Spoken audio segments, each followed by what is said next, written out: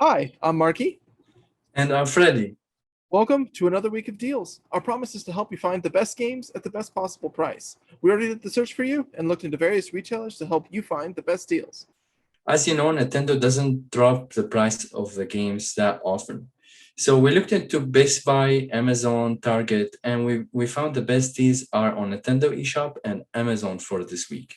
Before we start, please remember to give us a like if you enjoyed the video, subscribe and click the bell icon for notification. It will help our channel grow and it will help you get the best deal as soon as we publish them. All right, with that being said, let's get started.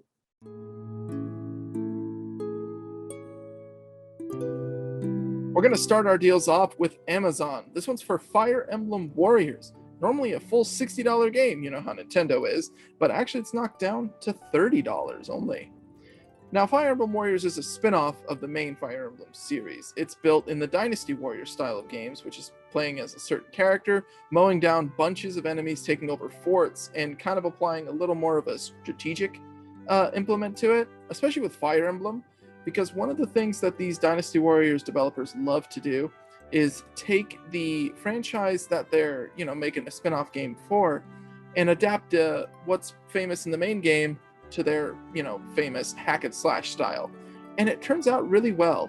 A lot of the characters from the main three Fire Emblem games, which was the original one with Marth, there was Fire Emblem Awakening on the 3DS and Fire Emblem Fates on the 3DS. A lot of main characters from those three are joining the fray, and some original characters as well.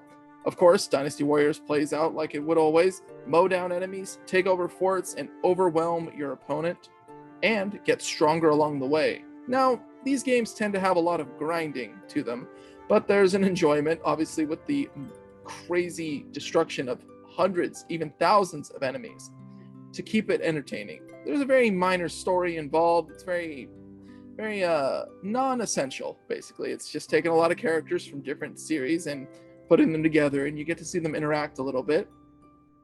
But it's kind of a big hall of fame for a lot of Fire Emblem characters to kind of see them do the crazy moves and apply a lot of their story elements and characteristics to characters that you would normally never see together.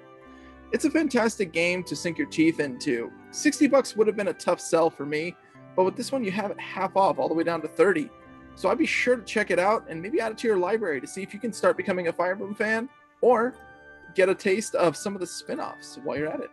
The next game we have is Triumph 4 on Nintendo eShop, which means the game is digital. The game is currently on sale for $7.49, dropping all the way from its regular price of $25. The game is about three heroes who are on a mission to save a king who tried to use magic to mix the real worlds with dreams and nightmares. This is a 2D game with stunning graphics and popping colors that will take place in different settings, such as the snow, the forest, and underground.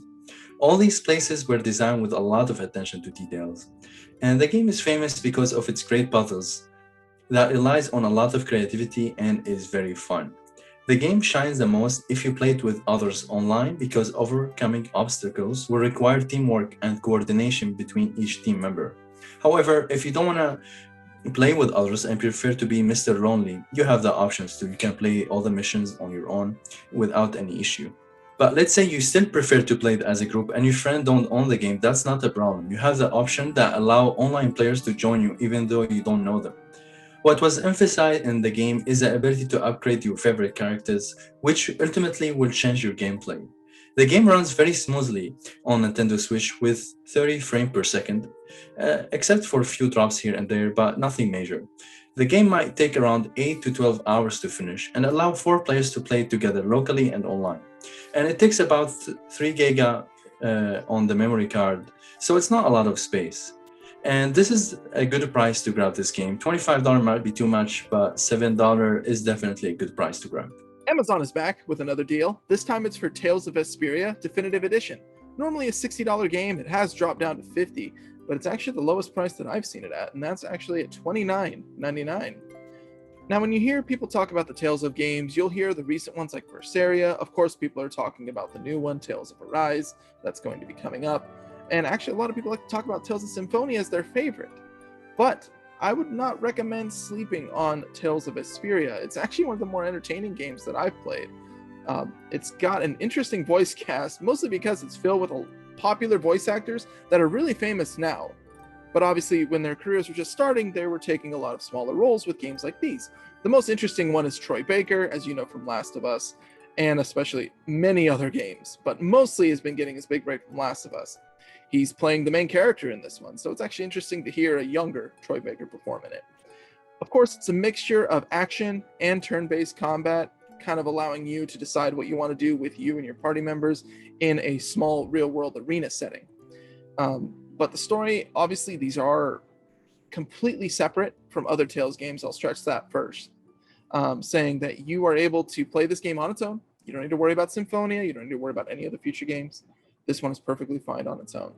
The Definitive Edition actually added some voice acting to a lot of extra side content and side scenes with character development in them that allow you to kind of get a better grasp on the characters and world, and it's all interspersed throughout this entire story.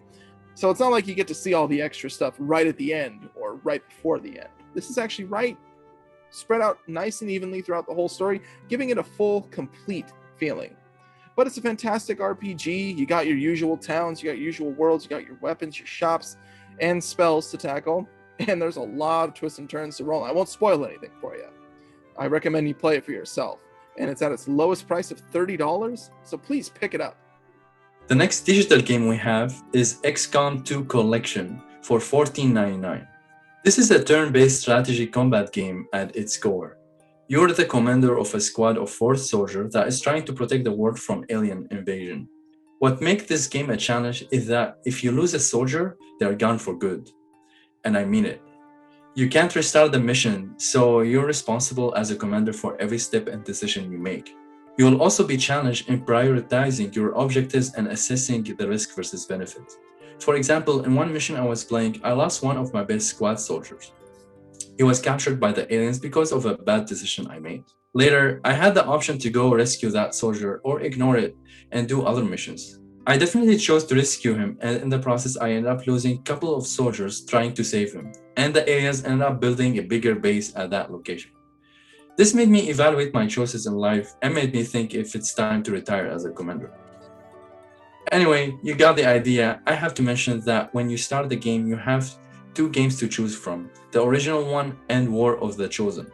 I suggest you avoid War of the Chosen if you are new to the game, because it's much harder, so choose the original vanilla one.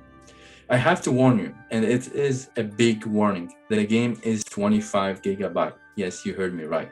So I highly recommend maybe dedicating an SD card for this game, or be prepared for this larger space that it will require. The downside of the game is a downgrade in the visual in comparison to the PS4 and the Xbox version, and the UI isn't as smooth on the Switch in comparison to the other systems. Also, be ready for big loading time since the game is huge and full of contents.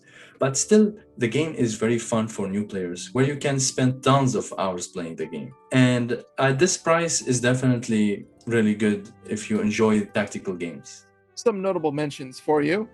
We've got kind of a mishmash here. If you're looking for physical of the BioShock games, Amazon has BioShock the Collection down to $20, normally $50. Obviously, BioShock 1, 2, and BioShock Infinite all put together in a neat little package for you for a very low price. But if you're more interested in the games on their own, you can jump onto the eShop, and these are going to be digital copies, of course.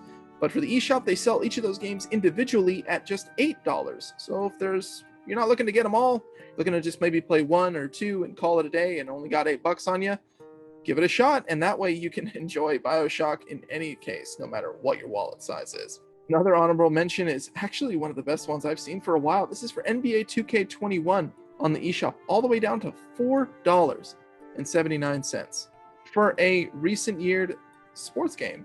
Not bad, right?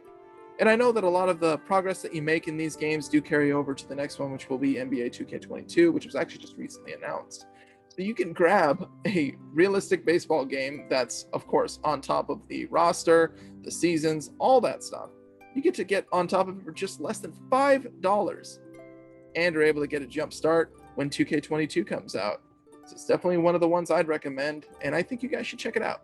I would also like to mention that we talked about NBA in details and BioShock Collection and each one individually in previous videos, so make sure to check those if you're interested in these games. We hope you enjoyed the video. Before you go, please remember to give us a like and subscribe.